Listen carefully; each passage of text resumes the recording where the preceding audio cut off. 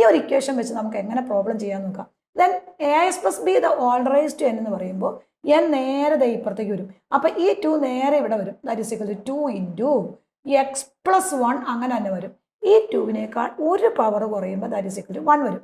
ഇനി എന്തിൻ്റെ ഡെറിവേറ്റീവോടെ വേണം? ഈ എസ് പ്ലസ് 1ൻ്റെ ഡെറിവേറ്റീവോടെ വേണം. എക്സിൻ്റെ ഡെറിവേറ്റീവ് 1, ദെൻ 1ൻ്റെ ഡെറിവേറ്റീവ് 0 ആണ്, എഴുതേണ്ട ആവശ്യമില്ല. ദെൻ നെക്സ്റ്റ് നോക്കുക 3 ഇൻറ്റു 3 നേരെ ഇപ്പുറത്തേക്ക് വരും. X plus 1 the whole raise to power ഒന്ന് കുറഞ്ഞ് that is equal to 2. S plus 1ൻ്റെ ഡെറിവേറ്റീവ് ഇൻറ്റു 1, എക്സിൻ്റെ ഡെറിവേറ്റീവ് 1. 1 കോൺസ്റ്റന്റ് ആയതുകൊണ്ട് അതിൻ്റെ derivative that is equal to 0 വരും. ദെൻ നെക്സ്റ്റ് 1 നോക്കുക M into C X plus D the whole raise to ഒരു power കുറഞ്ഞ് എം മൈനസ് 1 ഇൻറ്റു സിയോടെ വരും. Then next 1 5 into 1 minus X the whole raise to 4 into 1 minus എക്സിൻ്റെ derivative that is equal to